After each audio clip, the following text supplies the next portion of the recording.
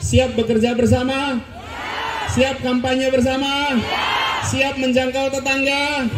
Siap menjangkau kolega? Siap menjangkau keluarga? Siapa presidennya? Apa partainya? Apa partainya? Siapa presidennya?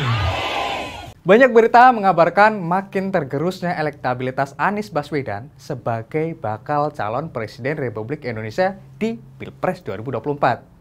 Apa sebenarnya yang menyebabkan makin menurunnya elektabilitas Anies Baswedan? Apakah seperti kata partai pendukungnya disebabkan belum deklarasi cawapres? Mari kita bahas.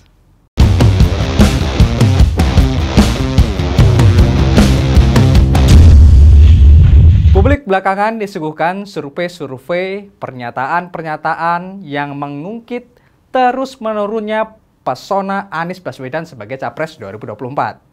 Survei indikator menyuguhkan elektabilitas Anies secara berturut-turut, yaitu 29,4% pada Juli 2022.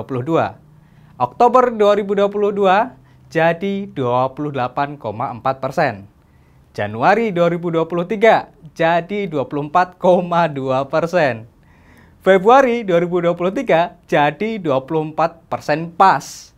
Nah, April 2023 jadi 22,2%. Nah, awal Mei kemarin itu 2023 jadi 21,8%. Dan di akhir Mei 2023 yang menjadi 18,9%. Elektabilitas Anies kini terpaut jauh dari Ganjar Pranowo di posisi kedua dengan elektabilitas 34,2%. Dan Prabowo Subianto yang memuncaki klasmen elektabilitas dengan 38%. Tak jarang, beberapa pemerhati juga menyatakan pesimis dengan performa Anies untuk menjadi orang nomor 1 di negeri ini ke depan pasca lengsernya Jokowi. Untuk itu, Gemapos akan merangkum 5 faktor yang kemungkinan menjadi penyebab makin menurunnya survei elektabilitas Anies Baswedan sebagai Capres 2024. Nah, yang pertama, Anies sebagai antitesa Jokowi. Jadi, berdasarkan data, saat ini masyarakat masih memiliki kepuasan yang tinggi atas kepemimpinan Presiden Joko Widodo. Lembaga Survei Indonesia pada awal Mei 2023 merilis temuan kepuasan publik kepada pemerintahan Jokowi mencapai 82%. Angka itu menjadi angka tertinggi selama 8 tahun Jokowi menjabat. Fantastis.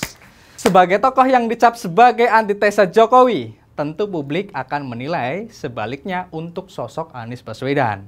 Artinya, kelompok yang senang dengan pemerintahan Jokowi pasti tidak akan menaruh harapannya pada Anies.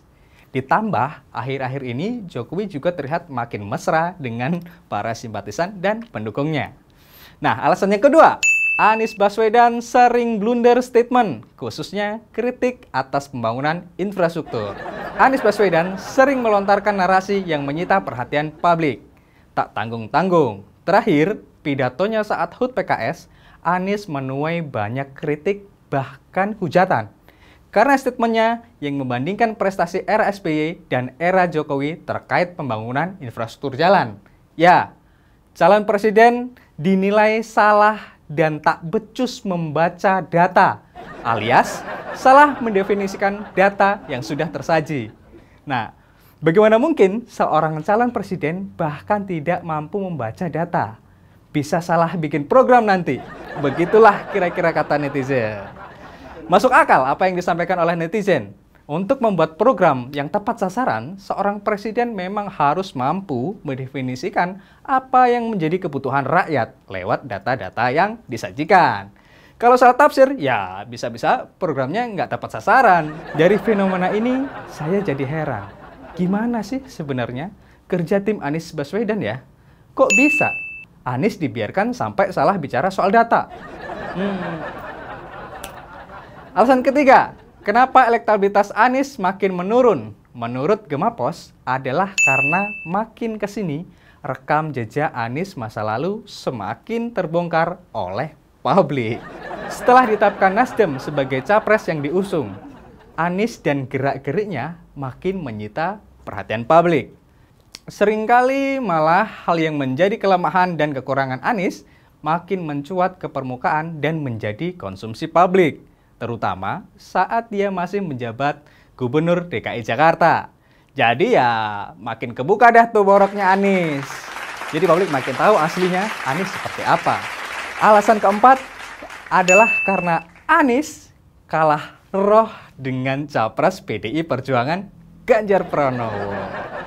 Sebagai partai penguasa, gerakan politik PDI Perjuangan selalu dinanti-nanti oleh publik. Mau tidak mau, harus diakui.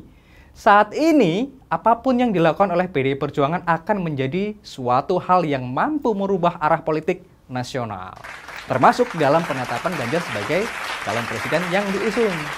Simpatisan, kader, bahkan seluruh spektrum PDI Perjuangan yang sudah mengakar di masyarakat mampu memberikan tekanan bagi partai politik lain.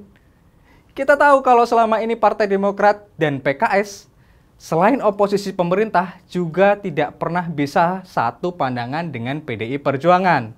Jadi, pasca Ganjar ditetapkan sebagai capres PDI Perjuangan, konstelasi politik juga seketika itu berubah. Publik juga mau tidak mau pasti ikut-ikutan dalam euforia itu. Imbasnya, sosok Anies makin tak menarik perhatian publik. Nah, ini yang terakhir faktor kelima. Penyebab turunnya elektabilitas Anies adalah imbas dari kasus korupsi Johnny G. Plate. Nah, kok bisa? Ya, Menkominfo Johnny Plate adalah sekjen Partai Nasdem, pendukung utama pencapresan Anies Baswedan dalam pemilu 2024. Di gelandangnya Johnny Plate memaksa publik untuk membuka mata bahwa Anies Baswedan diusung oleh partai yang petingginya tersangka pemakan uang rakyat lewat proyek BTS. Jumlahnya pun fantastis.